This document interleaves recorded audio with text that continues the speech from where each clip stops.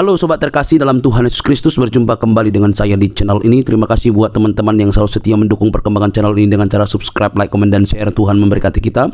Sobat terkasih, kembali kita akan mencerdaskan para polemikus, para muslim yang selama ini yang hanya mengejar bisa berbahasa Arab tetapi tidak mengerti apa artinya. Mereka lebih sibuk untuk tahu bagaimana cara membaca dalam bahasa Arab daripada mengerti makna dan juga asal muasal dan arkeologi daripada imannya. Teman-teman tidak perlu kebaperan begitu ya. Nah, kita bisa melihat bahwa apa yang terjadi baru-baru ini adalah pembubaran terhadap iman kekristenan. Kenapa mereka ini seolah-olah lebih berhak begitu ya. Nah, kali ini teman-teman kita kembali mencerdaskan para muslim supaya mereka tidak buta begitu ya. Jangan kepanasan teman-teman. Mari kita pasang telinga, simak teliti. Ini dia videonya teman-teman. Islam bang. Oke, silakan bang, nyalakan kamera, kita diskusi dengan baik. Ini Aribo ini pernah naik ini teman-teman. Bang, Anda ini beneran masih muslim atau bagaimana? Masih Islam bang. Masih Islam, tapi kok pernyataan Anda kok sangat kontroversial ini terhadap agama Islam, gimana?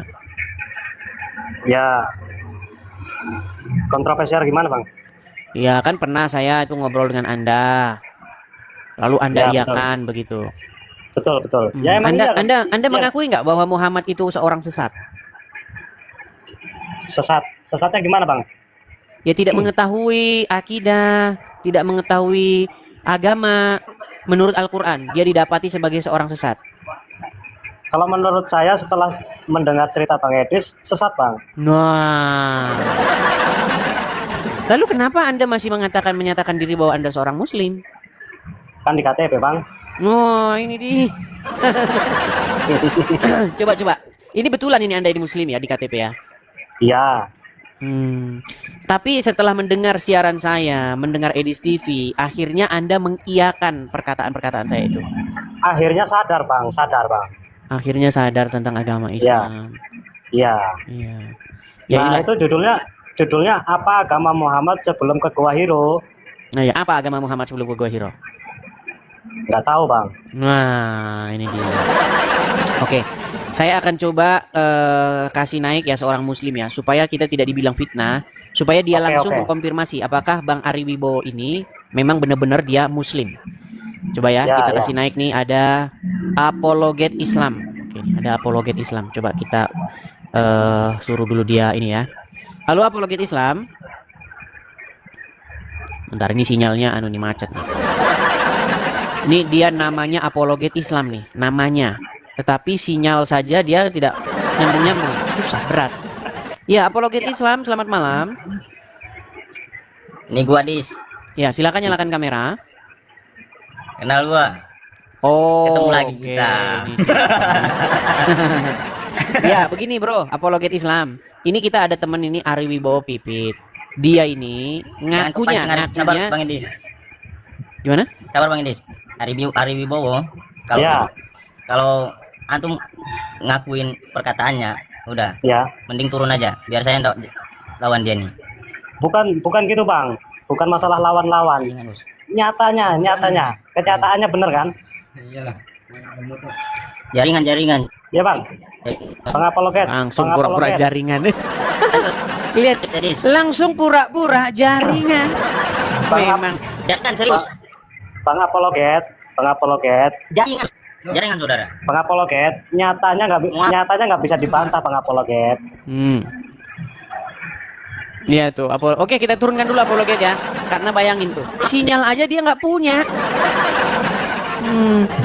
Karena apa? Karena support dan dukungan orang Islam sudah habis diambil Juma. Iya. Cuma siapa ya? itu bang? Cuma bang. Itu pahlawan bermasker.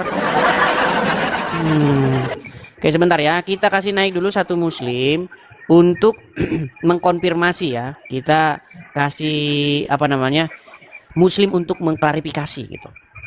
Ada Pangeran. Ya Pangeran muslim bang. Oh ini Pangeran ini muslim. Ini Pangeran ini tukang marah-marah. Halo Pangeran. Ya, halo. Oke. Selamat malam. Anda? Ya Pangeran. Ini masih turunan Yaman ini Pangeran. Ya ini Ari Wibowo Pipit ini dia mengaku seorang muslim. Ini pengakuan dia ya. Saya tidak tahu apakah benar atau tidak. Nah, setelah dia sering nonton channel saya, dia mengiyakan perkataan saya itu. Dia mengiyakan Iya. bahwa Muhammad itu didapati sesat dan lain sebagainya. Coba Anda konfirmasi dulu nih, Pangeran. Benar nggak dia seorang Muslim? Coba silakan. Kita mengikuti apa yang kata Edi, selalu membantahi bahwa Nabi Muhammad tersesat. Ya sudah, kita iakan saja. Tetapi Kanda yang di atas menjawab bahwa Islam memang dia dari terlahirkan dari Islam, betul? Karena Islam. Hmm. Nah, betul? Nah, sekarang saya mau tanya Bang Edi. Kok sebentar ini konfirmasi dulu. Ya, Ini konfirmasi saja, Bang. Ari Wibowo ini apakah dia itu Muslim atau tidak? Makanya coba. Ya, saya belum tahu, tapi saya tadi dengar katanya Bang ini dia bilang Islam dari KTP. Nah, itu yang kita berpegangan teguh dengan agama, toh mengikuti apa KTP. Oke, apakah Anda percaya nih bahwa Ari Wibowo Pipit itu seorang Muslim? Ya kalau dia menunjukkan KTP identitasnya kalau Muslim, ya saya bilang iya. Di TikTok nggak boleh nunjukkan KTP. Nanti kena ban, kena pelanggaran. Nah, terus saya mau bagaimana kalau kita mau buktikan bahwa Ya masa Anda nggak bisa mengetes gimana? Coba tes dulu dia. saya mau ngetes dia bagaimana karena dia juga komunitas Muslim. Tapi Oh, saya berarti mau tes- sudah pasrah, sudah mengakui bahwa dia Muslim ya? Iya, saya mengakui bahwa dia Muslim. Kalau dia Oke. Muslim, dia Muslim. Coba Bang Ari Wibowo, Anda sebagai Muslim dan Anda sudah mengiyakan apa yang Ya. saya utarakan di ini. Coba salah satu yang paling Anda iyakan dari pernyataan saya apa itu? Waktu Bang Edis tuh cerita ini apa? Yang Nabi Muhammad ngomongin petani kurma itu. Mm-mm. Hmm. Iya kan? Ya. Ya itu Bang. Nah, di situ dia ngeprank umat manusia ya. Iya. Iya. Iya. Muhammad tuh tukang prank. Kasihan nanti umat Islam jangan-jangan kena prank semua. Iya. Giliran nanti di yaumil akhir, ya kan? Malah ya Rasulullah katanya kami dijamin masuk surga. Ini saja, Bang Titik. Ada lagi. Apalagi tuh Bang Ari? Apa lagi Bang Edi? Yang katanya kitab sempurna, terus tercatat dengan terperinci. Nyatanya enggak kan? Iya kan? Saya mau tanya Bang Titik. Saya mau tanya Ya. kita. Ya. Mas, sebelum Al-Quran turun ke dunia itu melalui siapa? Anda? Katanya melalui malaikat. Hmm. Terus yang tulis siapa? Wah, kurang tahu saya kalau yang nulis itu. Nah, Bang Edi, saya mau tanya kita Bang Edi lagi nah. Saya tidak marah-marah sekarang. Jangan marah-marah. Enggak. Saya tidak marah-marah. Gini, Bang Edi. jangan. Ini Apakah Ari Bang Edi Wibowo sudah sebentar Pak menguasai Pangeran. Al-Quran ini? Pangeran itu tukang marah-marah. Bro. Pangeran, pelan. Gini loh. Saya mau tanya. Tadi kan Anda bertanya kepada Ari Wibowo, makanya siapa saya- penulis Al-Qur'an, betul. Ya. Nah, Ari Wibowo jawab tidak tahu. Tapi Ya. begini, saya kasih tahu. Setiap orang yang membaca Al-Qur'an, kalau dia merujuk kepada Al-Qur'an itu sendiri, pasti tidak tahu siapa penulis Qur'an. Karena memang sebentar gini. Karena di dalam Al-Qur'an tidak tertulis siapa yang nulis Al-Qur'an. Anda baca Al-Qur'an dari Al-Fatihah sampai Anas, tidak ada satupun ayat yang mengindikasikan siapa penulisnya. Terus? Makanya saya pernah menyimpulkan, setelah Al-Quran saya baca kurang lebih 13 tahun lamanya, 100 kali khatam dari Al-Fatihah sampai Anas, balik lagi Anas ke Al-Fatihah, saya simpulkan Al-Quran sebagai anonymous book, Bang Edi. buku yang tidak diketahui siapa penulisnya. Tanya. Bang Edi, hanya itu saja Al-Anas, Al-Fatihah, Al-Anas, Al-Fatihah. Tidak semuanya yang Anda bacakan. Saya sudah baca dari surat yang pertama Al-Fatihah sampai surat yang ke-114. Bang Pangeran, maaf. Bang Pangeran, Ya, Kanda. tadi kan situ nanya ya, Bang Pangeran, siapa yang menulis? Saya nggak tahu. Bang Pangeran kasih paham kalau Bang Pangeran Saya tahu. kasih paham saja. Yang menulis adalah kuasa Allah menitipkan. Dia memberikan wahyu kepada malaikat untuk itu. Oke. Ayatnya mana? Ayatnya. Deh, jangan kau salahkan. Nah, ini kan. Lihat nih. Inilah mereka ini teman-teman. Makanya Bang Pangeran, Bang Ari, saya pernah bilang begini. Ketika agama Islam dipertanyakan, maka agama itu akan bubar. Jangan sampai agamamu yang bubar. Oke, sekarang saya tanya. Jangan sampai Di agamamu mana? yang bubar. Nah, marah kan? Setanan kan? Saya santai. Pangeran, tenangkan diri dulu. Tarik napas, Hah? Tadi saya sudah tanya. hembuskan napas, Sabar. Kalau kenapa Tarik kau bapakku bisa? napas. Kenapa kau bapakku bisa masuk Muslim? Sama tanya hembuskan dulu. napas. Ya. Oke, gini, Pangeran. Tadi kan kamu bilang yang menulis Al-Quran, bla bla bla, kuasa nggak jelas begitu kan, ya kan? Di dalam Al-Quran itu bahkan tidak ada kata-kata memerintahkan untuk menulis, nggak ada kata-kata tulis lah, nggak ada. Terus Kalau ada kata-kata di dalam Al-Quran, tulislah Al-Quran, saya lompat dari Monas. Gak ada. kapan kau berani Loh, melompat dari bahkan ada satu riwayat nih, saya kasih tunjuk satu riwayat nih. Bagaimana seorang siapa namanya? Siapa khalifah pertama itu? Abu Bakar. Abu Bakar itu merasa bahwa tidak pernah kami disuruh menulis Al-Quran nih ya. Nih ya. Saya bacakan riwayatnya. Sebentar. Nih, bagaimana ide penulisan Al-Quran? Nih, saya tunjukkan ayatnya. Saya balik dulu kamera, sebentar. Nih, ini kalau kita baca seluk-beluk agama Islam ini, teman-teman, pokoknya semakin dekat pintu gerbang kalian akan meninggalkan agama ini. Nih, Abu Bakar sempat tolak Al-Quran dibukukan. Berarti di zamannya Abu Bakar, Quran tuh belum ada, belum dibukukan. Nih, saya bacakan riwayatnya. Bentar, saya ambil dulu colok-coloknya ini. Nih, colok-coloknya ambil dulu. Tweet. Ya, nih. Lihat. Perhatikan ya. Nih. Saya bacakan. Ustadz Ahmad Sarwat LCMA dalam bukunya Sejarah Al-Quran mengatakan bahwa usulan itu ditolak mentah-mentah Abu Bakar karena tidak ada perintah dari Muhammad semasa hidupnya. Jadi nggak pernah Muhammad tuh memerintahkan menulis Al-Quran. Nggak pernah. Ya, jadi sabar pangeran, sabar. Ini saya baca ini kalian sendiri ini loh. Sabar. Nih ya, nih. Penolakan itu sangat maklum sebagaimana bentuk kehati-hatian dalam mengerjakan suatu amalan. Karena para sahabat Nabi selalu meminta pendapat Nabi Muhammad ketika mengerjakan sesuatu. Nah, proyek ini, maksudnya proyek penulisan Al-Quran ini tidak bisa dimintakan pendapat karena agenda Rasulullah sudah tidak ada. Jadi jangan Anda bilang di zaman Muhammad ada buku Al-Quran, kagak ada.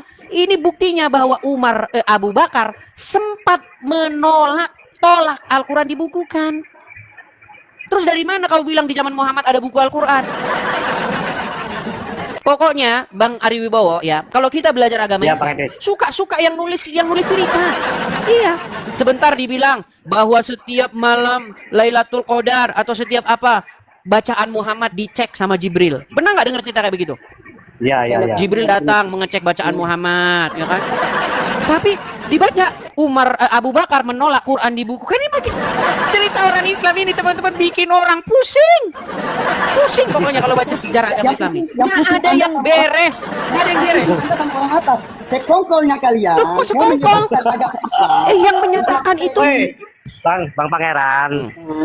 Coba, Jadi- Anda kalau muslim, coba Anda kasih tunjuk identitasmu, saya melihat kalau memang Anda muslim. Nggak boleh nunjukin identitas di TikTok.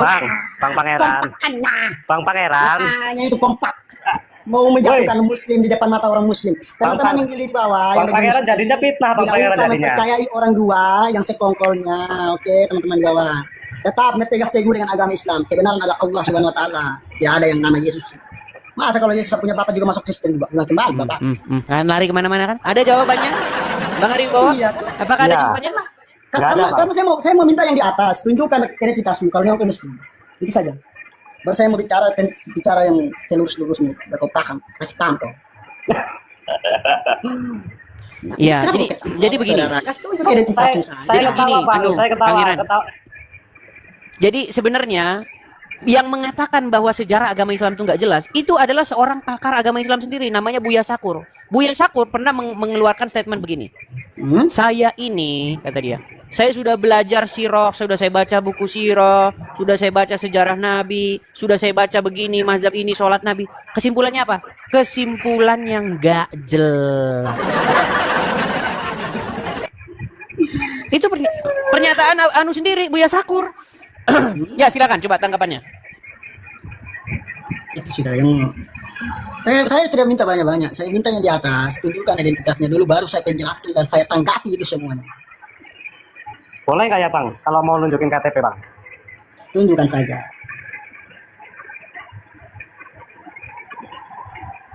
Kalau bisa Ya. ditutup Saya mau tanya atasnya, dulu. nicknya Oke, ditutup, alamatnya ditutup, cuman agamanya doang, biar nggak kena ban. Gimana caranya ya? Ya dipegang tapi sambil ditutup. Bentar. Tapi bisa tak nampakkan fotonya Anda? Karena KTP kan ada fotonya juga. Bisa, tak? bisa. Banyak permintaan muslim nih memang. Bisa. Coba silakan. Sebentar. Alamatnya ditutup ya Bang Arya, karena banyak Ya, sekali ya. orang Islam ini mentalnya itu mental memang mental itu, persekusi. Pak. Agama Islam itu sudah terkenal dengan orang yang suka mempersekusi orang. Nah, Tapi Islam adalah tetap di sini, tidak ada di kampung. Karena apa? Bang? bohong. Yang ada orang Islam tuh Tidak, senengnya Bang. datengin orang pakai masa. Kayak nggak tahu wajah orang Islam aja, wajah agama Islam aja. Kelihatan Tuh, apa? lihat itu. Tuh, kelihatan nggak? Oh, sabar. Saya besarkan dulu karena. Tuh, Islam tuh. Udah, oke cukup Bang, cukup Bang Aribo. Cukup. Nanti kena ban. Tuh, Islam tuh. Jelas.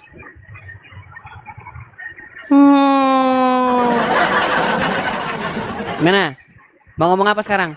Saya tidak mau ngomong apa-apa. Terus Ya saya mau sudah, bertanya intinya lagi. begini. Bahwa banyak orang Islam, karena bukan satu doang, bukan Aribo doang. Muslim-muslim yang lainnya sebelum-sebelumnya yang datang ke sini banyak sudah mengiyakan. Oh ya. Emang fakta bang, itu nggak bisa dibantah bang, Iya. Bang Pangeran.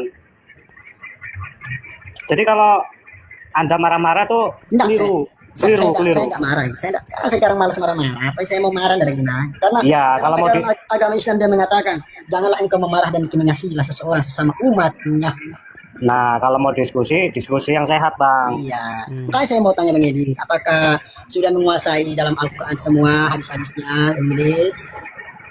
Ya, jadi intinya yang mau saya katakan begini, tidak ada orang Islam yang lebih mengerti ajaran agama Islam daripada saya. Berarti Anda sudah pengalaman dalam Al-Quran semua. Oh jelas, tadi Anda bilang Quran katamu tadi Berarti ditulis yang- oleh begini. Di zaman Muhammad ada nggak Quran itu ditulis? Ada nggak Quran dibukukan? Karena dengar kisahnya, Kak. Bang Idris. Dah, Anda tidur di bawah saja. Ya, Bang Ari bawah. Ya, Tapi jadi Abang sudah lama ya nonton channel saya Bang ya? lama bang. Sudah lama. Hal-hal yang membuat Anda itu akhirnya berpandangan seperti sekarang itu adalah karena nonton channel saya dan memang yang saya ungkapkan itu adalah fakta dan kebenaran-kebenarannya. Yang paling membekas apa? Betul. Membekas di pikiran Anda? Yang paling membekas tuh ya itu bang, yang ngomongin petani itu dan Oke. ya itu. Iya, jadi memang benar ya teman-teman. Banyak ya. bang, banyak bang. Jadi Banyak, memang benar banyak. ya teman-teman. Gini, Muhammad itu teman-teman, dia itu kalau kita baca hadisnya sebagai orang yang mohon maaf nih sok tahu. Iya, dia pergi ke Madinah. Di Madinah dia ketemu para petani kurma. Petani kurma itu kan jam terbangnya bukan 2 hari 3 hari. Artinya para petani itu akan mewarisi ilmu dari generasi sebelumnya, dari generasi sebelumnya. Artinya mereka itu sudah banyak makan asam garam. Bagaimana pohon itu akan berbuah, bagaimana pohon itu tidak akan berbuah, dan lain sebagainya. Nah, ketika Muhammad sampai ke Madinah, dia lihat ada para petani kurma itu menyerbuk benang sari dan putik itu, menggabungkannya supaya buahnya lebat. Tapi kata Muhammad, perbuatan itu adalah perbuatan yang mubazir. Seandainya dibiarkan saja begitu, kurma itu akan baik-baik saja dia. Ternyata setelah dituruti, malah akhirnya mereka gagal panen. Dan itu ada datanya bang ya? Iya, ada datanya. Ada. Ada datanya. Di situ Ada. Muhammad itu dalam tanda kutip sok tahu. Iya, dia menjadi orang yang sok tahu gitu loh. Nah, ketika dia kepergok sok tahu, dia akhirnya ngeles dengan mengatakan, "Kamu lebih mengetahui urusan duniamu." Loh, kalau memang dia lebih tahu urusan dunianya, kenapa kemarin ngomong yang bahwa yang mereka lakukan itu tidak ada gunanya? Itu kan sama saja ngeprank, ngerjain orang. Iya. Gitu loh. Nah, saya takutnya begini, Bang Ari. Saya takutnya umat muslim yang sekarang ini itu nanti di yaumil akhir nanti di-prank sama Muhammad juga. Iya. Gitu loh. Betul bang. Nanti di yaumil akhir Muhammad bilang, "Loh, kemarin itu kan hanya pendapat saya." Gitu loh. Karena menurut Al-Qur'an, kan umat muslim kan sering ngomong Muhammad tuh menjamin orang masuk surga, begitu kan? Ya. Nah, di dalam Al-Qur'an ada ayat yang bilang, Nah itu bang, harus dibuka bang. nah, oke, saya tampilkan ya ayatnya ya. Ini Ya. supaya umat muslim kalian tahu, Muhammad itu nggak tahu akan nasibnya sendiri, dia nggak tahu. Nih, perhatikan ya. Sabar ya. Sabar. Sabar ya. 20.000 kah bang yang nonton Iya, bang? 20.000 yang nonton ini ya teman-teman Iya. ya. Sebentar. Kita Iya. tampilkan ayatnya. Itu ada di dalam Quran surat Al-Ahqaf ayat yang ke-9. Saya balik dulu kamera saya bang ya. Nih.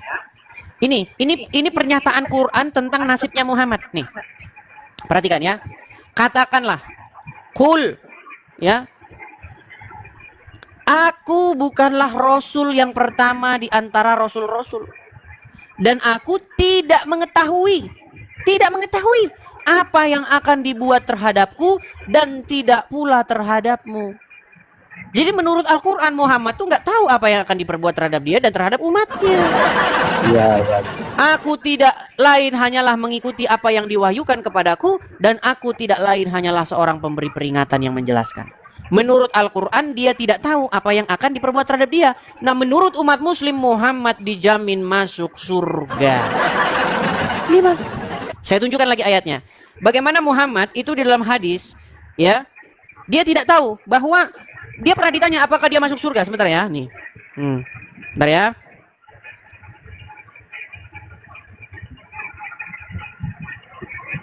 Bentar. Sabar ya.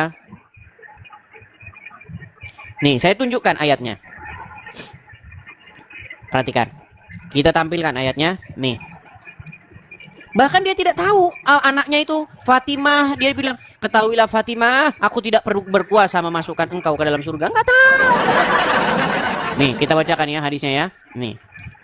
Ini hadisnya nih. Artinya, tidak ada amalan seorang pun yang bisa memasukkannya ke dalam surga dan menyelamatkannya dari neraka. Tidak juga denganku, katanya. Tidak juga denganku. Ini menurut hadis. Tapi menurut hadis yang lain katanya, barang siapa yang mengucapkan syahadat masuk surga. Menurut hadis yang lain, tidak seorang pun yang bisa masuk surga karena amalannya. Makanya saya bilang bang, makin dipelajarin agama Islam makin gak jelas. Makin gak jelas bang. Ih, makin gak jelas bang. Agama Islam tuh makin dipelajarin makin ketahuan gak jelasnya. Iya. Abang pernah dengar gak? Man qala la ilaha illallah Muhammadar Rasulullah masuk surga. Pernah dengar?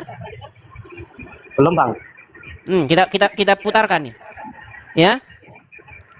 Biar kita nggak omong kosong nih ya. Ini teman-teman muslim nih harus apa namanya? Nih, semoga suaranya terdengar nih. Nah, nih. Man qala la ilaha illallah Muhammadur Rasulullah dakhala jannah. Siapa yang mengucapkan la ilaha illallah Muhammadur Rasulullah dakhala jannah. Semua umat Muhammad sallallahu alaihi wasallam masuk surga. Nabi yang mengatakan, datang sahabat bertanya, wa in zana wa in saraq, bagaimana kalau dia berzina? Bagaimana kalau dia mencuri? Kata Nabi, wa in zana wa in saraq, dia berzina, dia mencuri, tetap masuk surga. Nah, ya kan? Nah, itu kata pernyataan dia. Nah, kalau kita bandingkan dengan hadis yang ini, nih, tidak ada amalan seorang pun yang bisa memasukinya dalam surga. Coba kontroversi nggak ini? Kontradiksi nggak? Pantesan bang, mohon maaf bang. Yang banyak korupsi itu muslim bang ya? Nah, Iya. itu makanya saya bilang bang, setiap kita belajar agama Islam, itu selalu kita akan menemukan dua versi yang saling bertolak belakang. Gini, saya pernah tanya dulu, zaman-zaman saya dulu masih baru-baru belajar agama Islam. Pak Ustadz, apa? Boleh nggak berdusta Pak Ustadz? Oh, tidak boleh.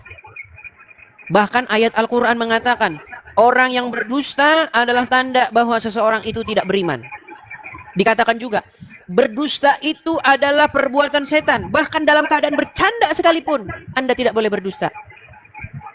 Tidak boleh berdusta bahkan dalam keadaan bercanda. Tapi di detik yang sama boleh berdusta dalam 3 hal. Pokoknya bang ya, Islam itu digambarkan sesuai pengarang agama Islam. Iya. Satu sisi pengen denger versi Muhammad kaya raya? Oh ada. Pengen denger versi Muhammad miskin? Oh ada. Bang, turunin dulu bang, mau digeruduk bang. di bawah udah.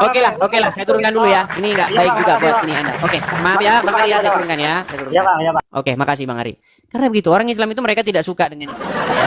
Kalau ada yang mempertanyakan agamanya, di situ pasti mereka akan. Makanya teman-teman, ketika Anda belajar agama Islam, Anda akan mendapatkan versi-versi Muhammad sesuka penulis karangannya.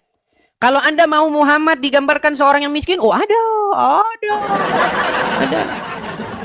Ya, Muhammad yang dia hidupnya miskin, yang dia kekurangan, hidupnya tidak berfoya-foya, ada. Mau Muhammad yang versi kaya raya? Ada juga. Muhammad versi miskin ada, Muhammad versi kaya ada. Ya kan? Muhammad yang mengajarkan tidak boleh berdusta ada. Muhammad yang mengajarkan Muhammad berdusta ada. Saudara-saudara. Makanya Buya Sakur pernah bilang, setelah saya mempelajari biografi Muhammad, setelah saya mempelajari buku sirah, kesimpulannya kagak jelas. Iya, kagak jelas. Mau dengar versi Quran dibukukan? Oh ada. Muhammad ketika dapat wahyu diperintahkan sahabatnya untuk menulisnya. Ada yang ditulis di mana? Di kulit kambing. Ada yang ditulis di sini. Ada. Mau versi yang dilarang membukukan kitab? Ada juga. Selalu ada teman-teman. Itulah makanya saya bilang makin Anda pelajari agama Islam, pintu gerbang untuk meninggalkannya semakin terbuka lebar. Gitu ya. Oke. Kita kasih naik ada Ma'ruf. Oke, kita kasih naik ada saudara Ma'ruf.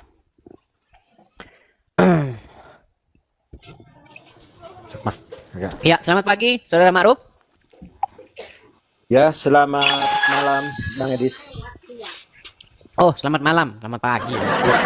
Selamat pagi juga. Ya, gimana saudara Ma'ruf? Temanya apa Pak yang Bang tadi saya lihat sebentar? Ya, artinya begini. Ini kita melihat ketidakjelasan agama Islam, Bang. Ketika kita belajar agama Islam, kita melihat bahwa selalu ada penjelasan Islam sesuka yang ngarang cerita. Ya. Seperti tadi contohnya, ketika kita ingin mendengarkan versi Muhammad hidup miskin, ada versi Muhammad hidup miskin. Ketika kita ingin tahu Muhammad kaya raya, ada juga. Saya kasih contohnya ya, nih. Ini hadis bagaimana menunjukkan Muhammad tuh hidupnya miskin, bahkan buat makan saja dia nggak bisa nih. Ya. Sebentar ya. Bagaimana Muhammad itu dia mau makan saja, dia harus menggadaikan bajunya untuk makan. Perhatikan ya. Saya balikkan kameranya. Inilah teman-teman tentang ketidakjelasan agama Islam. Nih. Ini hadisnya ya. Telah menceritakan kepada kami Musaddad dan seterusnya Wahid bla bla bla bla bla bla bla Ibrahim dan seterusnya dari Aisyah radhiyallahu anha bahwa Nabi pernah membeli makanan dari orang Yahudi dengan pembayaran tunda sampai waktu yang ditentukan yang beliau menggadaikan, menjaminkan baju besi. Ini dalam riwayat-riwayat lain, ini nggak ditebus sama Muhammad nih sampai dia meninggal. Ya, coba kita baca riwayat lain ya. Jadi Muhammad itu meninggal dengan meninggalkan utang. Ya, makanya banyak orang yang utang nggak dibayar ya. Nggak tahu apakah terinspirasi dari Muhammad atau bagaimana. Ya, dan nih, ya. Nabi SAW memakai 2 baju pelindung saat perang Uhud. Beliau mau naik batu besar tetapi tidak mampu dan seterusnya. Nih ya. Tolha membantu dan seterusnya ya. Nih. Dikatakan dari Aisyah, Nabi pernah membeli makanan dari seorang Yahudi namanya Abu Syam dan menggadaikan baju perangnya kepada Yahudi tersebut. Ini kalau Anda baca versi panjangnya, sampai Muhammad meninggal, baju itu tidak sanggup ditebus sama Muhammad. Ini versi Muhammad miskin. Ya kan? Kan orang muslim itu kalau pengen bercerita tentang Muhammad yang hidupnya miskin, ada. Nah, kalau pengen Muhammad versi kaya, nih. Versi Muhammad seorang miliarder, nih saya tunjukkan. Apakah ada versi Muhammad versi miliarder? Nih, perhatikan ya. Ini adalah harta rampasan perang ya. Harta rampasan perang yang didapatkan oleh Muhammad itu berapa miliar? Perhatikan ya. Perhatikan, harta rampasan perang yang didapatkan oleh Muhammad. Nih. Tak kurang dari 50.000 keping uang dinar. Zaman Nabi tak ada duit kertas. Zaman Nabi itu uangnya di dinar. Uang dinar itu 1 keping berarti 4,25 gram. 4,25 gram emas itu kalau sekarang 4 juta sekian, karena 1 gram sekarang sudah 1 juta sekian. Tapi karena kita udah lama kenal, harga lama aja lah, 2 juta aja lah. 50.000 keping kali 2 juta, kalau di total sekarang rupiah berapa dapatnya di waktu perang Badar tahun kedua itu? 50.000 keping kali 4,25 gram kita hargai 2 juta, 100 miliar. 100 miliar itu berapa persen untuk Nabi? Wa'lamu annama ghanimtum min syai'in fa inna lillahi khumusahu. Nabi Muhammad mendapat jatah rampasan perang khumus 55, khumus 1/5, 20%. 20 miliar dari perang Badar. Nah, nggak tahu bang, kalau orang udah punya 20 miliar di kantongnya, itu kayaknya ngelihat orang udah begini bang. Bentar ya, saya balik nih. Kalau dia pegang duit 20 miliar di kantongnya, mungkin lihat orang udah begini.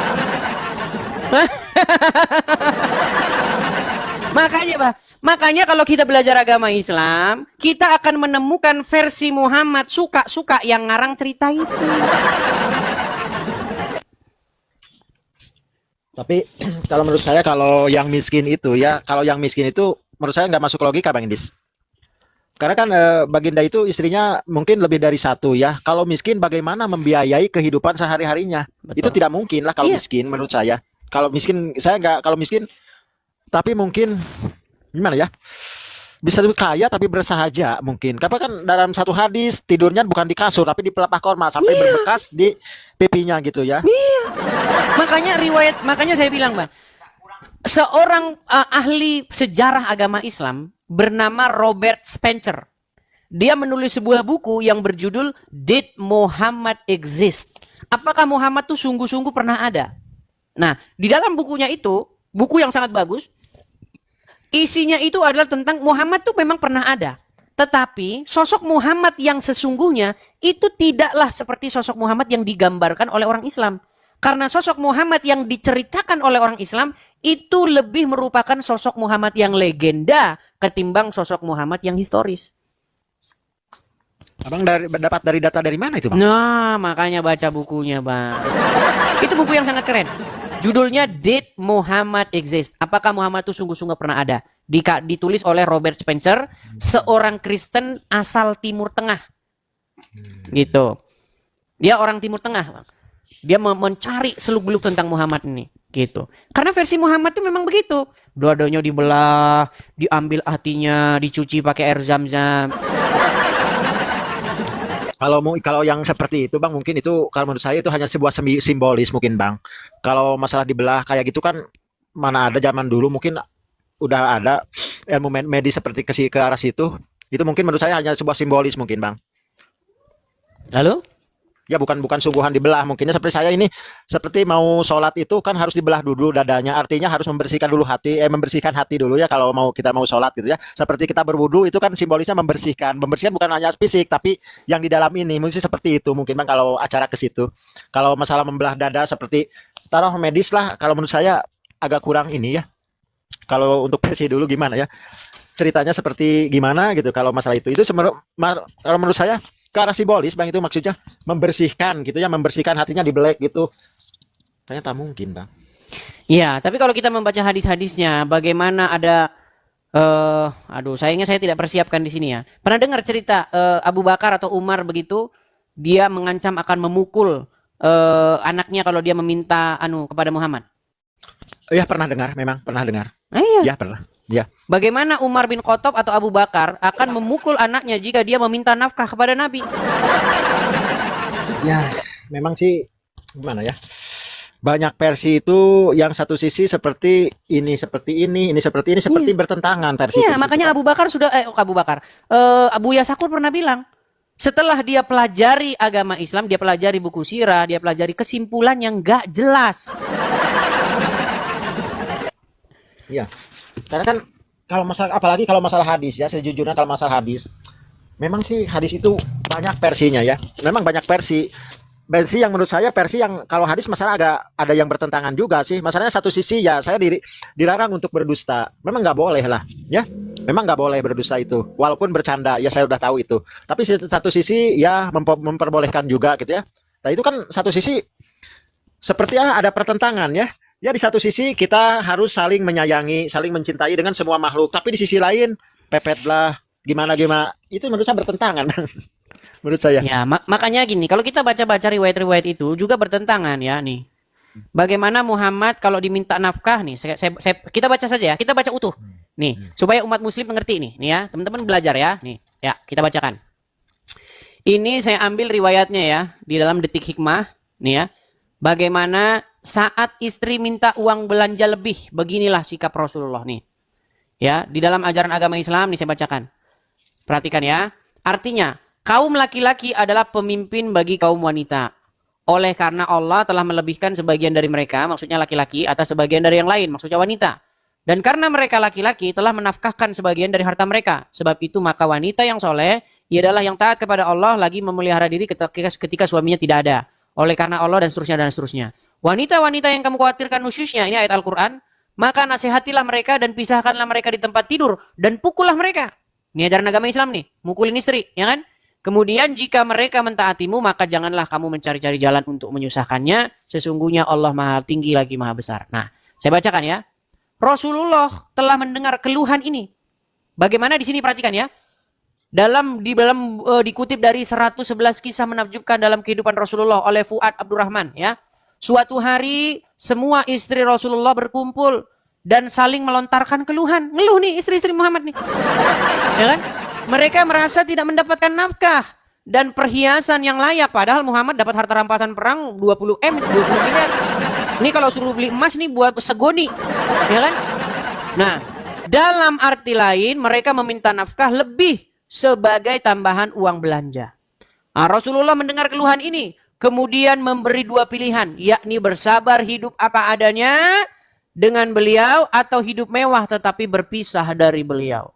Sebagai seorang kepala rumah tangga yang mencintai para istrinya, Rasulullah merasa gundah atas keluhan tersebut. Sampai beliau menampilkan wajah muram. Nah, Muhammad kalau diminta duit wajah muram. Ya kan? Nah, tak lama setelah kejadian ini, dua sahabat Rasulullah, yakni Abu Bakar As-Siddiq dan Umar ibn Khattab, mendatangi rumah beliau dan mendapati wajah Rasulullah muram. Kedua sahabat yang juga mertua dari Rasulullah ini akhirnya mengerti bahwa kegundahan berakar dari para istrinya. Karena saat itu para istri Rasulullah sedang berkumpul. Perhatikan. Abu Bakar dan Umar kemudian berusaha meredakan kegaduhan itu. Abu Bakar berkata, "Wahai Rasulullah, seandainya aku mendapati putriku menuntut nafkah kepadamu, aku pasti akan cekek." Mau dicekek lehernya nih. Ujar Abu Bakar yang tidak lain adalah ayah dari Aisyah. Umar pun mengucapkan kata-kata yang sama yang berkaitan dengan putrinya, yaitu Hafsah. Mau dicekek nih putri ini, ya kan? Setelah itu, dua sahabat Rasulullah ini menemui putrinya masing-masing tanpa pikir panjang. Mereka ini mencekek lehernya putrinya. Ada riwayat lain yang menyebutkan memukul tengkuknya. Ini memang orang Islam itu tukang main pukul. Udah warisan dari sononya, ya teman-teman ya. Udah warisan dari sononya. Kamu menuntut sesuatu yang tidak sepatutnya kepada Rasulullah. Ya. Ya ini panjang nih riwayatnya nih ya. Nah, makanya turun ayat nih. Hai Nabi, katakanlah kepada istri-istrimu, jika kamu sekalian menginginkan kehidupan dunia dan perhiasannya, maka marilah supaya aku berikan kepadamu mut'ah dan aku ceraikan kamu dengan cara yang baik. Jadi diancam mau diceraikan. Ya, bahkan Umar bin Khattab punya ide dia. Kalau mereka ngancam, nanti akan diceraikan dan diganti istri-istri yang lebih baik. Turun ayat. Makanya Umar bin Khattab pernah bilang, Allah itu setuju dengan dia dalam 3 hal. Salah satunya adalah itu, menurunkan surat ancaman kepada istri-istri. Makin pusing, makin pusing. Jadi kadang-kadang kalau saya ini kan saya berpikiran sebagai orang yang dia kurang ilmu ya. Ada kesan indikasi Tuhan itu ada keberpihakan ini. Ya. Tapi dia kan selalu membela Muhammad, kata Aisyah. Apalagi kalau dalam hal urusan. Kadang-kadang gimana ya? Apa ini sayanya yang botol mungkin ini. Ya makanya begini Kang Ma'ruf. Ya saya sudah pernah bilang. Bagaimana cara keluar dari agama Islam? Caranya pelajarinlah agama Islam itu. Maka Anda akan keluar secepatnya.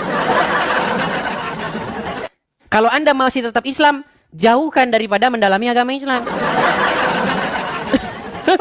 Gimana? Ya memang tapi saya satu sisi saya memang salut kepada Anda, Bang. Anda itu mungkin dapat literasinya dari mana saya nggak ngerti gitu ya. Tahu ini, tahu itu, tahu ini, sementara saya belum menemukan dari itu, belum menemukan seperti itu gitu. Ya, karena 13 tahun saya memperdalam agama Islam gitu. Ya kan kalau masalah belajar, Bang, ya sejujurnya kalau saya belajar, memang sih saya belajar juga lama ya. Tapi sejujurnya kalau belajar Al-Qur'an itu memang kurang dipelajari, Bang, sejujurnya saya. Saya kan belajarnya kitab-kitab ulama itu. Sejujurnya saya lama memang.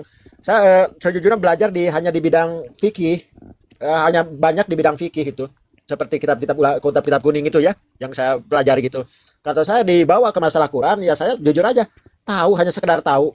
Saya kalah lah kalau masalah Quran, saya juga sebagai muslim mengakui lah. Saya kurang kalau dalam Al-Quran. Tapi kalau masalah baca dan translate, ya masalah itu tahu dong. Tapi kalau masalah yang lebih mendalamnya tentang Quran, jujur saya belum lah.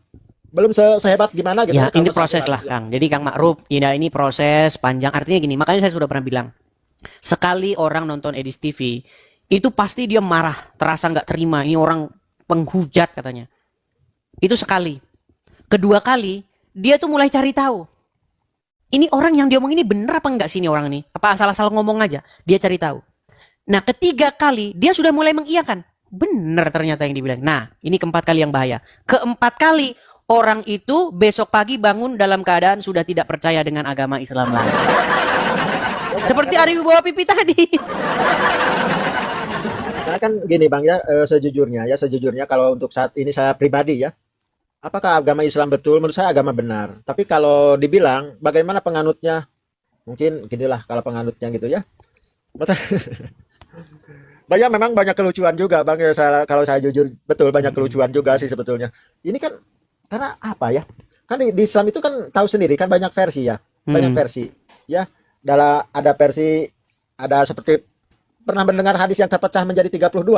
72. 73. Ya, 73 golongan ya.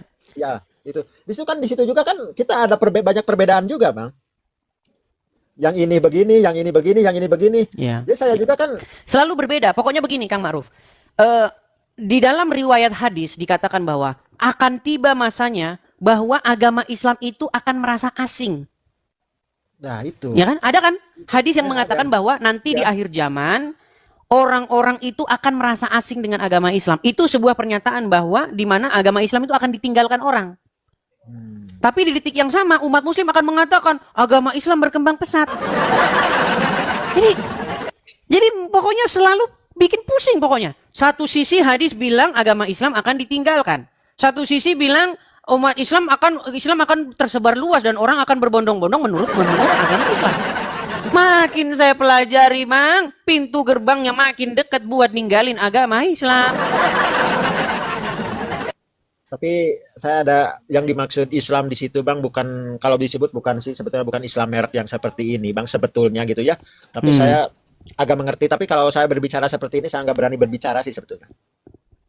Kalau berbicara seperti saya kurang berani berbicara. Iya, saya maklum lah karena memang mental kebanyakan orang Islam itu memang bukan mental berdiskusi atau bukan mental yang sanggup mematahkan syubhat dengan sebuah argumen.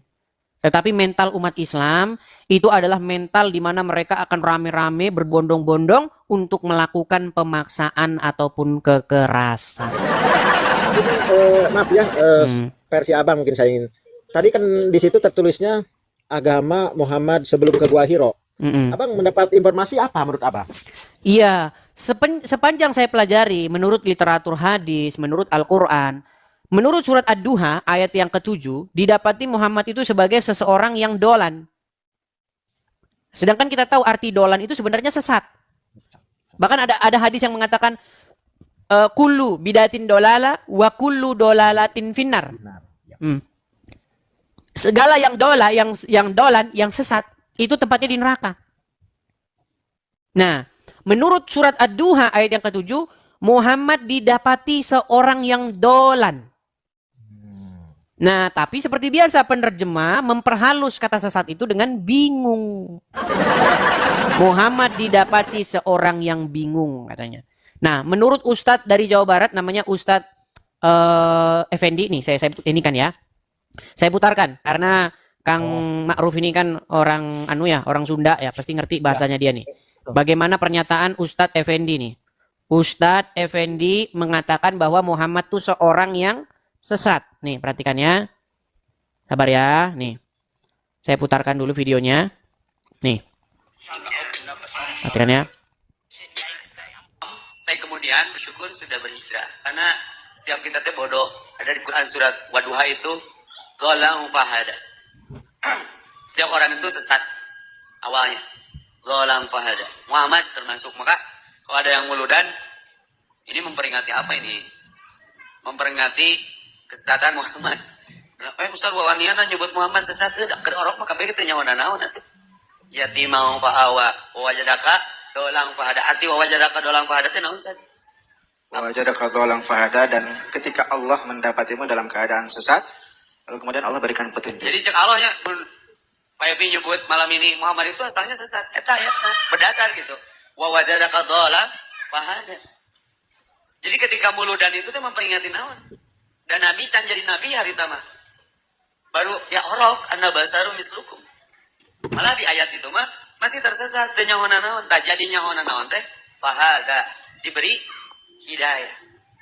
Maka Black Pinter ini saya Itu Ustadz sendiri. Muhammad didapati sebagai seorang yang dolan. Berada di jalan yang dolan. Nah, menurut surat Al-Fatihah, walad dolin. Nah, itu katanya akar kata yang sama itu. Dolan, dolin itu akar kata yang sama. Ya, sama. Sesat. Nah, ketika umat muslim ditanya, apa agama Muhammad sebelum ke Gua Hiro? Mereka akan latah menjawab, oh muslim. Dari mana? Kalau memang Muhammad sudah muslim, kenapa dikatakan didapati kamu sebagai seorang dolan, bukan seorang muslim? Ayo kita jujur. Gitu loh. Lalu dikatakan Muhammad mendapat petunjuk. Nah, apakah benar Muhammad mendapat petunjuk? Nah, itu nanti pokok bahasanya beda. Karena begini, menurut surat Al-Qur'an, sebentar ya, saya tampilkan dulu temanya ini. Menurut Al-Qur'an, orang yang beriman dan bertawakal kepada Allah tidak akan bisa dipengaruhi oleh setan. Suratnya apa? Surat An-Nahl ayat 99. Sesungguhnya orang-orang yang beriman dan bertawakal kepada Tuhannya tidak akan mampu dipengaruhi oleh setan. Ayatnya bukan begitu, ayatnya begini. Sesungguhnya setan itu tidak akan mampu mempengaruhi orang yang beriman dan bertawakal kepada Tuhannya. Itu pernyataan tegas daripada Al-Quran. Tapi di dalam riwayat hadis dikatakan Muhammad tersihir. Dia kena sihir. Padahal menurut Al-Quran orang yang beriman tidak akan mampu dipengaruhi setan. Makanya saya bilang bang, makin dipelajarin agama Islam, makin dekat pintu gerbang untuk meninggalkannya. Ya, kalau masalah kena sihir juga kan, kalau secara logika saya pernah mendapatkan satu hadis ya.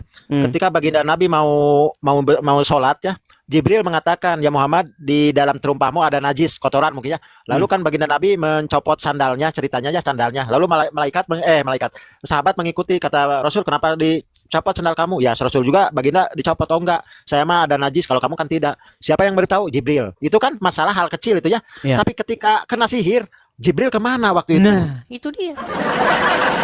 Ya, Jibril kemana waktu kena sihir? Makanya saya kalau baginda kena sihir, untuk saya ini saat ini saya kurang mempercayai, masih mencari-cari gitu ya. Karena kan dalam hal apapun, ketika kalau nggak salah baginda pernah dikejar ya sama Surokoh, kalau nggak salah mau dibun-bun gitu ya pakai pedang. Lalu dikasih tahu, ya Muhammad, di belakangmu ada bla bla, mau gini, siap-siap. Ya, ketika dia mau dekat, kudanya terpeleset. Mau dekat, kudanya terpeleset. Tapi di situ.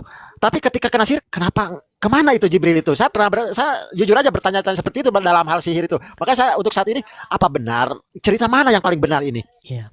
Ada beberapa gitu kemungkinan. Ya? Pertama, cerita itu benar, tetapi Muhammad tidak kena sihir. Tapi Muhammad ngaku-ngaku kena sihir karena dia takut sama istrinya. Karena begini. Jadi di dalam riwayat itu, sihir itu adalah tentang Muhammad itu tidak tahu apakah dia sudah menggilir istrinya atau belum. Makanya dampak Muhammad kena sihir itu adalah dia bilang sama Aisyah, inilah apa dampak dari sihir itu, karena saya inikan saja ya, saya inikan ya. dampak Muhammad kena sihir nih. Dampak Muhammad kena sihir ya. Ternyata juga masalah ya biasalah masalah. Nih, dampak Muhammad kena sihir. Nih, perhatikan ya. Nabi SAW pernah disihir oleh Lubab bin A'sam, orang Yahudi. Ya, Nabi SAW sebulan teman-teman nggak sadar, nggak tahu apakah sudah kasih giliran istrinya atau belum. Sampai kali istrinya ingatkan, ya Rasulullah belum ada datang ke tempat kami. Seperti itulah. Maka yang terjadi pada saat itu, Nabi SAW berdoa kepada Allah setelah sebulan. Kemudian Jadi dampak kena sihir itu, dia nggak tahu apakah dia sudah mendatangi istrinya yang itu belum, udah apa belum, dia nggak tahu. Makanya dia setelah dia siuman dari sihir, dia bilang, oh ya inilah nih rambut saya yang diambil oleh orang Wahyudi inilah. Jadi ada dua kemungkinan. Pertama, Muhammad memang benar-benar kena sihir. Kedua, Muhammad cuma ngeles bahwa dia malas mendatangi istrinya yang itu, alasannya karena dia kena sihir. Gitu loh. Padahal dalam riwayat lain dikatakan, dalam riwayat lain ada lagi, mau versi yang beda. Muhammad sanggup menggilir istri-istrinya dalam satu hari. Dia mempunyai kekuatan setara 30 pria. Loh, makanya pokoknya makin dipelajarin agama Islam makin pening. Nih ya, nih. Saya tunjukkan bahwa Muhammad itu sanggup menggilir istri-istrinya. Nih ya. Muhammad memiliki kekuatan setara 30 pria. Hadisnya nih, saya tunjukkan hadisnya nih. Di satu sisi Muhammad lupa apakah dia sudah mendatangi istrinya atau belum.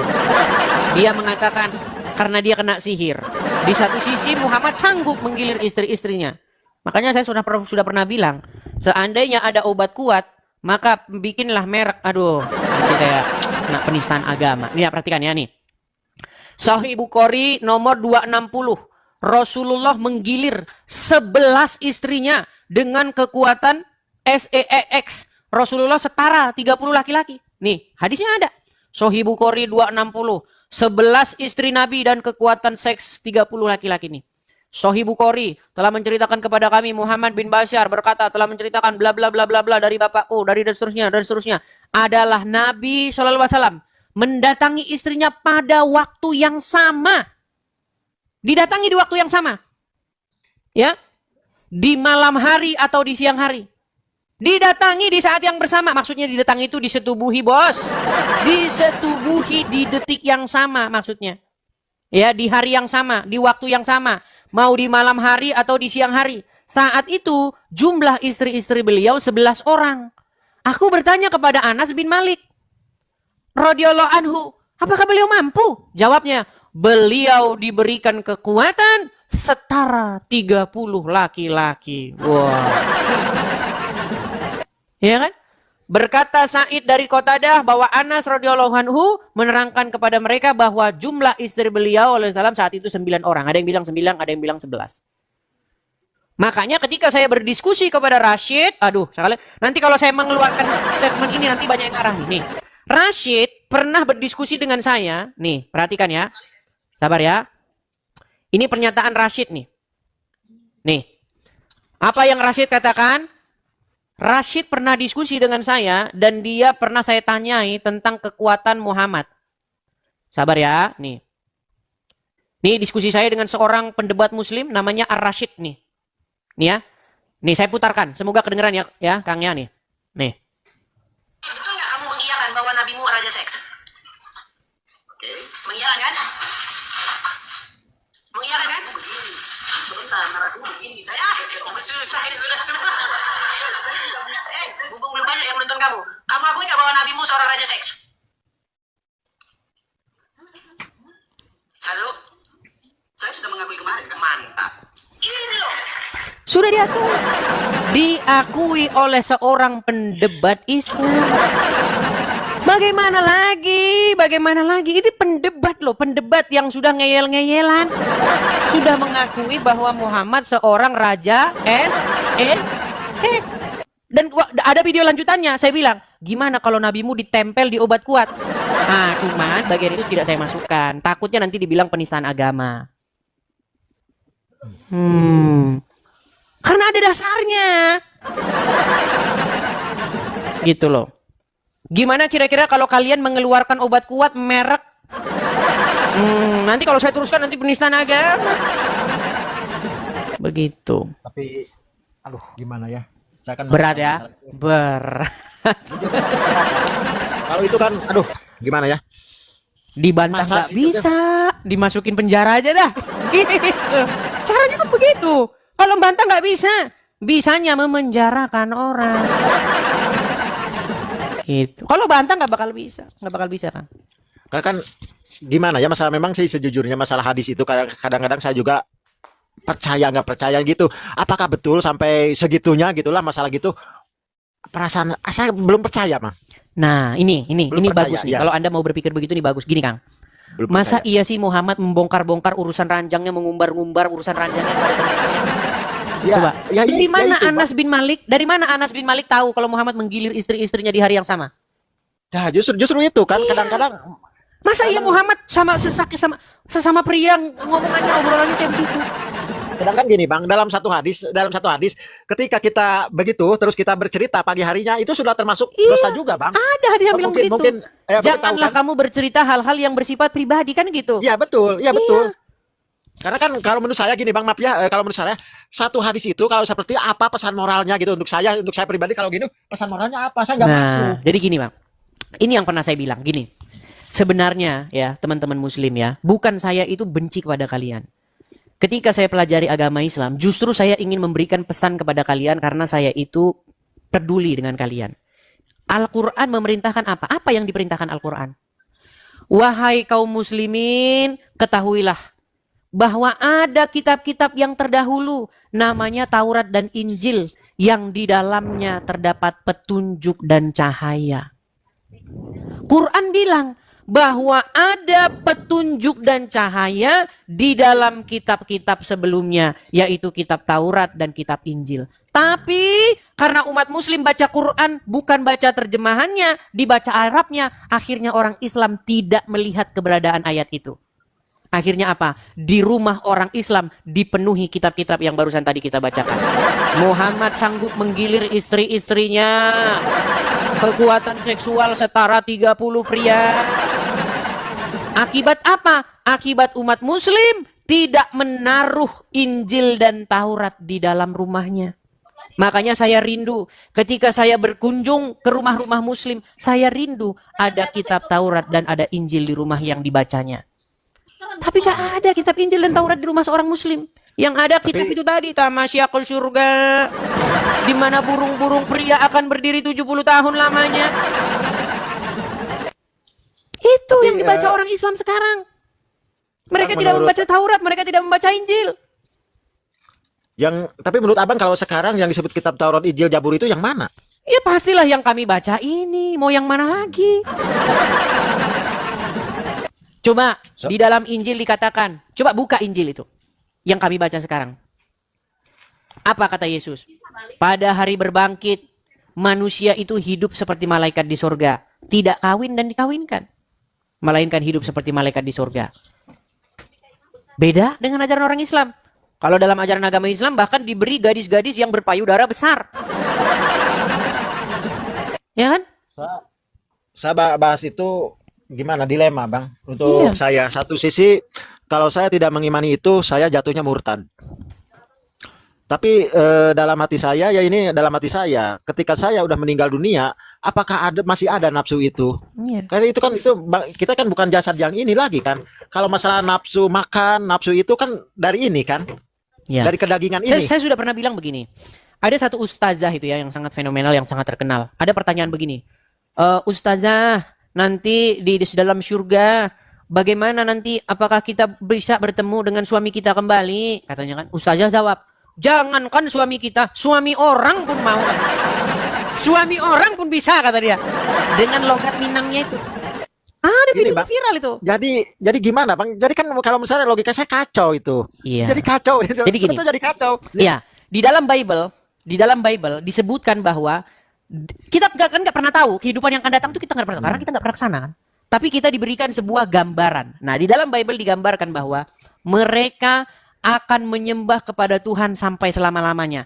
Tidak ada lagi maut, tidak ada lagi air mata di mata mereka. Itu digambarkan dalam Bible, kehidupan mereka akan seperti itu. Nah, menurut Al-Quran, ya digambarkan begini, bahwa kenikmatan yang paling tinggi di dalam surga itu adalah ketika mereka memandang kepada wajah Tuhannya. Itu menurut ayat Al-Quran. Bahkan menurut hadis juga dikatakan, kenikmatan yang paling tinggi di dalam surga adalah ketika mereka memandang wajah Allah, dikatakan. Bayangkan Bang, kenikmatan tertinggi adalah memandang wajah Allah, tapi kesibukan orang Islam memecah perawan.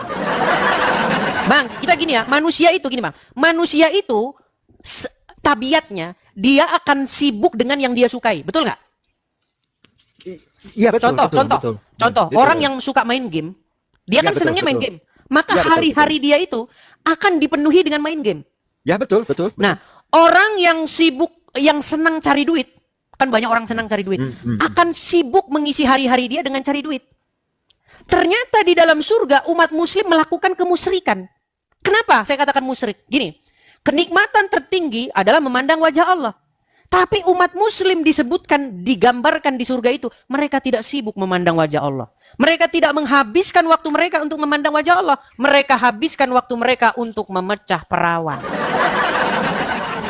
Gini Bang ya, jujur, saya sejujurnya kan saya pernah berpikir juga kan, berpikir ketika kita kan ruh kita ya, ketika ruh kita lepas dari jasad ini, saya kan pernah ada satu riwayat juga ya, pernah baca, ketika andai kan saya meninggal, terus saya bisa melihat lagi, masih bisa melihat dunia, saya melihat istri saya menikah lagi. Terus dikatakan di situ, saya nggak ada rasa cemburu. Saya ketika saya meninggal, saya masih melihat istri saya menikah lagi, saya sudah nggak ada rasa cemburu. Nah, di situ rasa cemburu juga sudah hilang waktu itu. Waktu di alam barzah itu. Iya, makanya saya bilang, kalau dia tidak memiliki lagi perasaan-perasaan duniawi, lalu bagaimana mereka akan sibuk memecah perawan? Saling berkontradiksi. Ya justru itu, karena kan jujurnya mungkin saya orang normal ya, saya jujur normal. Tapi kalau masalah itu, kecintaan saya bukan ke situ. Saya kan jujur kecintaan saya bukan ke arah situ gitu. Saya kan dari kecil berkebun dan berternak. Saya paling cinta ke arah situ. Jujur aja saya menghabiskan waktu di situ justru. Iya, makanya saya bilang Bang, seseorang akan menghabiskan atau mengisi hari-harinya atau mengisi waktunya dengan kegiatan-kegiatan yang dia suka. Ketika dia menghabiskan kegiatan yang dia tidak suka, maka orang itu berada di dalam kesengsaraan. Contoh, saya kasih contoh. Apa yang paling orang nggak suka? Nunggu, bener nggak? Iya, betul. Misalnya nunggu bis nggak datang-datang. Ya. Bayangkan kalau seseorang menghabiskan waktu, menghabiskan kegiatan yang dia tidak suka, maka orang itu berada dalam penderitaan. Nah, ternyata umat muslim itu tidak suka memandang wajah Allah. Padahal itu adalah kenikmatan tertinggi. Ya memang itu yang saya tahu. Karena digambarkan di dalam surganya orang Islam, mereka sibuk memecah perawan. Bukan sibuk memandang wajah Allah. Mereka tidak mencari kenikmatan yang tertinggi. Mereka mencari kenikmatan seksual. Makanya saya bilang di dalam surga pun umat muslim masih musyrik.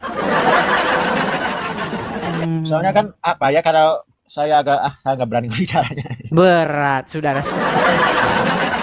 Bahkan kalau bahas itu, memang saya pernah sih bahas itu waktu itu di salah satu room ya, saya kena sekak sama kedua belah pihak. Saya membahas masalah itu, kata saudara saya. Aduh, macet. Jangan udah kena pelanggaran lagi nih, teman. Iya, Bang Ma'ruf macet, Bang Ma'ruf. Ya, Bang Ma'ruf macet, teman-teman. Ya, itulah ya, teman-teman ya.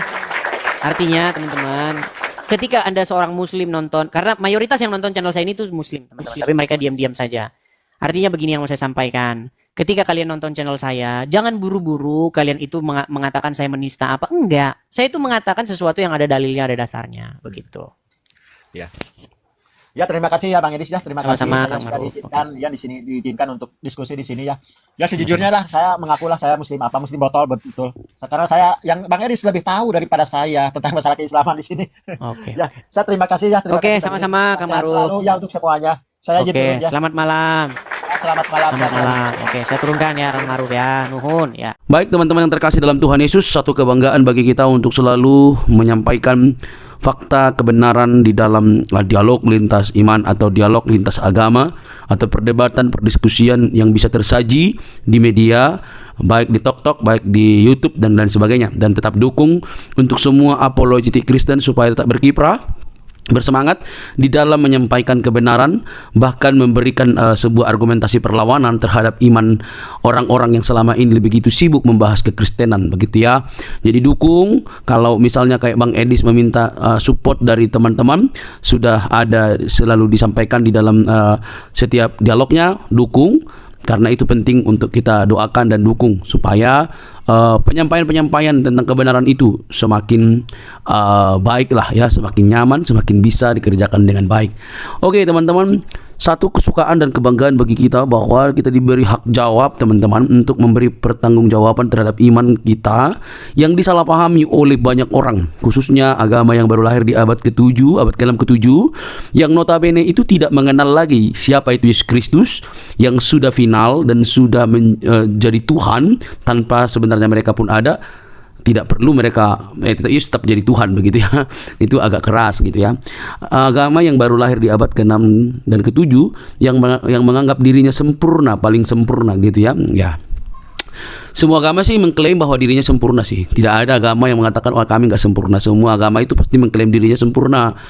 Ya, tidak ada agama-agama tertentu mereka yang paling sempurna, nggak ada itu. Kalau ada begitu sudah berbeda cerita itu. Jadi semua agama itu bisa mengklaim diri sempurna. Nah, tapi kenapa orang Kristen tidak mengklaim agamanya sempurna? Itu menjadi pertanyaan menarik kan?